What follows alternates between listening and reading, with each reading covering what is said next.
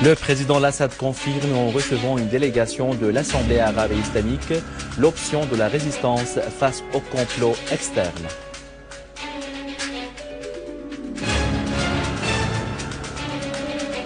Le gouvernement examine le budget d'État pour l'exercice 2014 et souligne la poursuite et l'expansion de la politique de lutte anticorruption.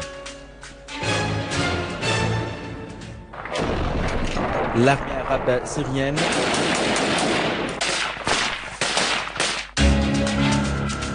arabe syrienne rétablit la sécurité et la stabilité dans plus de 40 villages à Alep et Damas.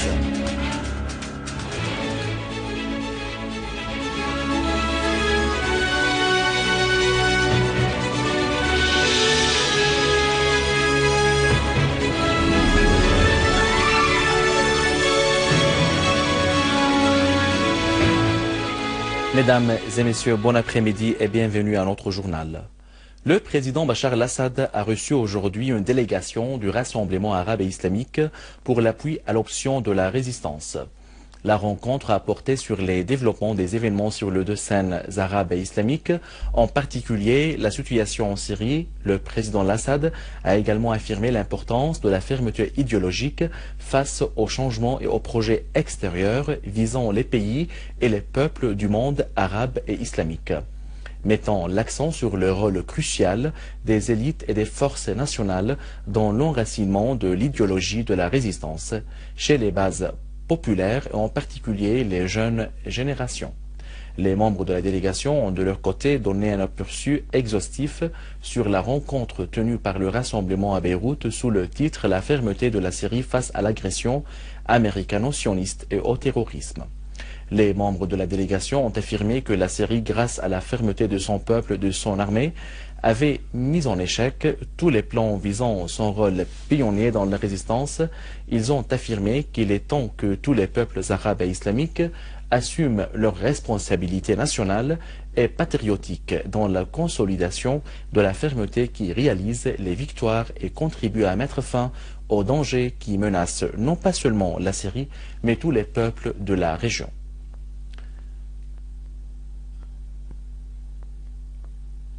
Le Conseil des ministres a examiné lors d'une séance sous la présidence de M. Wael al-Halaqi, président du Conseil, le projet du budget général de l'État pour l'exercice 2014. Le projet du budget a abordé les répercussions négatives de la guerre terroriste globale visant la Syrie. À l'issue de la réunion, le ministre des Finances, Ismail, a affirmé que le gouvernement continue la subvention sociale, soulignant que 615 milliards de livres syriennes ont été consacrés dans le prochain budget à cette subvention contre 512 milliards de livres syriens pendant l'année en cours. Ismail a fait noter que le gouvernement œuvre via le prochain budget général à soutenir la défense et la sécurité, à reconstruire le pays et à stimuler les investisseurs. Sur invitation du Rassemblement des expatriés syriens en France, une délégation européenne juridique groupant des avocats français et suisses en visite actuelle en Syrie s'est rendue dans plusieurs régions touchées par les obus tirés par les terroristes sur la localité de Jalamana et près d'une école dans la place An-Nejmeh, faisant une fillette martyre. À ce propos, le secrétaire régional adjoint du Parti Baas arabe socialiste Hilal a examiné avec la délégation juridique européenne les moyens de transmettre à l'opinion publique française la véritable image de ce qui se passe en Syrie. Hilal a indiqué que l'opinion publique en Syrie est choquée devant les positions des pays européens et leur appui au terrorisme qui menace tous les peuples, dont les peuples européens. De leur côté, les membres de la délégation ont affirmé que les responsables en Europe ne construisent pas leur politique concernant la crise en Syrie sur les vrais intérêts de leur peuple, mais sur les politiques d'hégémonie et d'ingérence, affirmant que les médias en France sont alignés et n'ont pas la liberté d'exposer les faits réels. Nous sommes venus en Syrie pour plusieurs raisons. La première est que dans notre pays, la presse, les médias désinforment la population. Mais je pense que nous aurons plus de légitimité en le disant, en rentrant, parce que nous sommes venus sur le terrain.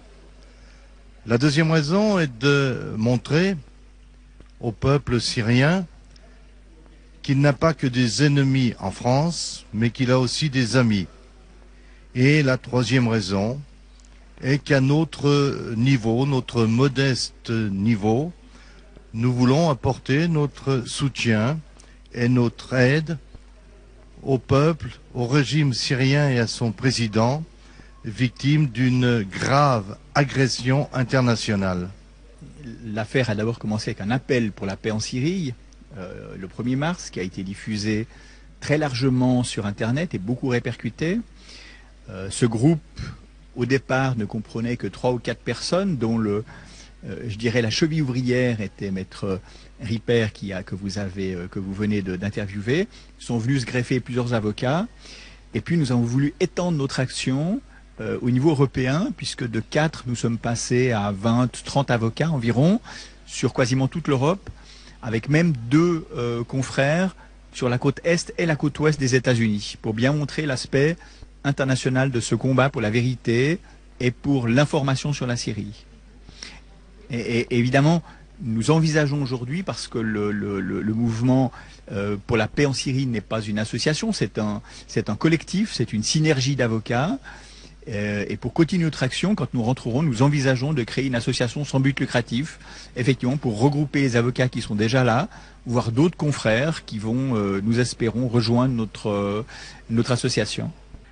On a parlé qu'il y a des Français qui sont qui font partie des gens qui tuent ici, des djihadistes, disons.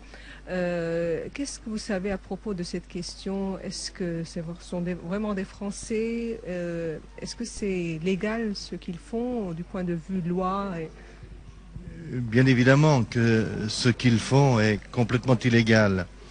Nous sommes en possession des mêmes informations que vous. En France, officiellement, on reconnaît que plus de 130 jeunes ayant la nationalité française, bien qu'étant d'origine immigrée, sont venus faire le djihad en Syrie. C'était une des raisons de notre venue.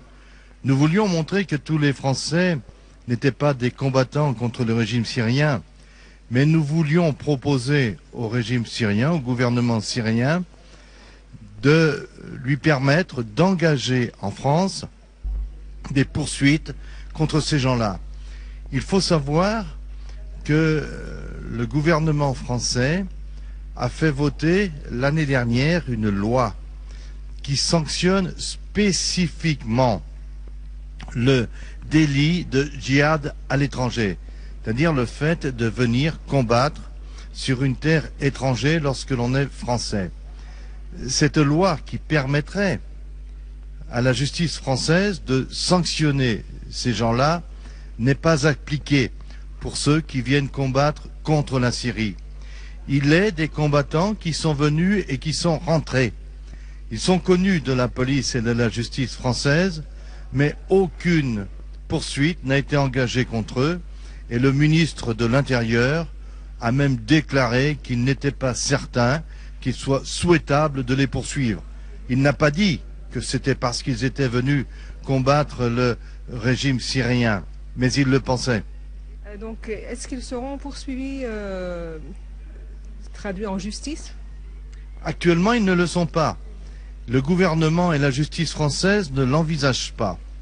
Nous souhaiterions que les autorités syriennes nous autorisent à engager une plainte contre eux pour l'État syrien. Par ailleurs, la délégation européenne s'est rendue sur les lieux de la chute d'obus de mortier ayant ciblé jeudi dernier la ville de Jaramana, dans la banlieue de Damas, et ayant fait 22 martyrs, dont une fille de 14 ans et des dizaines de blessés.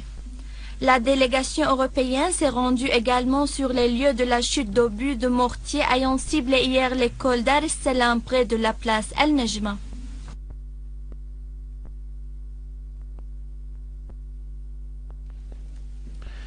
Au gouvernorat de Damas, des unités de l'armée arabe syrienne ont découvert un dépôt de munitions dissimulé par des terroristes. À Aziabiya, localité à proximité de la capitale, l'armée a découvert un dépôt de munitions qui contient des engins explosifs, des obus de mortier, des grenades, des jumelles, des uniformes militaires et des quantités de médicaments volés de cette ville. Le correspondant de la télévision a rapporté que des unités de l'armée ont trouvé un tunnel de 70 mètres de longueur équipé d'électricité pour la ventilation et qui passe sous l'autoroute de Saïda Zainab pour relier la ville d'Aziabiya à celle d'Al-Bahdaliya. Toujours au gouvernorat de Damas, l'armée arabe syrienne en coopération avec les citoyens a repris le contrôle sur la ville Talfita et toute la région montagneuse environnante au nord-est de Damas. Un nombre important des terroristes de Jabhat al-Nusra qui ont déstabilisé cette petite ville ont été liquidés au cours de cette opération. Dans la région Nabek, une source militaire a déclaré qu'une autre unité a neutralisé des éléments de Jabhat al-Nusra et a détruit un entrepôt d'armes et de munitions ainsi que des voitures appartenant à ces terroristes dans les fermes de Marouia dans la périphérie. Au gouvernorat d'Alep, l'armée arabe syrienne a poursuivi sa mission antiterroriste. La route Hama-Khanasr-Alep est entièrement ouverte à la circulation après une suite réussie d'opérations de lutte antiterroriste. Plus de 40 villages ont retrouvé le calme et la sécurité. 23 repères de terroristes ont été détruits. Dans le cadre des efforts déployés pour protéger les citoyens des actes perpétrés par les terroristes, le ministère des Affaires sociales a transporté 2000 enfants et femmes séquestrés par les groupes terroristes armés à Mouaddamiya au centre d'accueil provisoire dans la banlieue de Damas. Dans une déclaration à la presse après la sortie des femmes et des enfants de la ville de Mouaddamiya, la ministre des Affaires sociales, Kinda Shammat, a fait savoir que cette initiative avait eu lieu après l'interdiction par les terroristes de l'accès des assistances à la ville.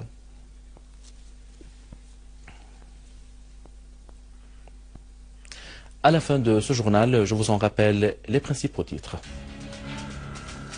Le président Assad confirme en recevant une délégation de l'Assemblée arabe et islamique l'option de la résistance face au complot externe.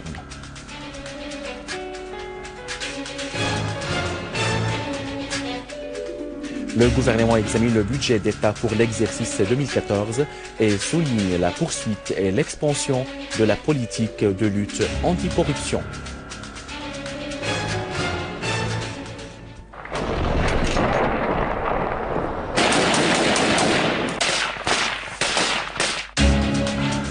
L'armée arabe syrienne apporte la sécurité et la stabilité dans plus de 40 villages à Alep et à Damas.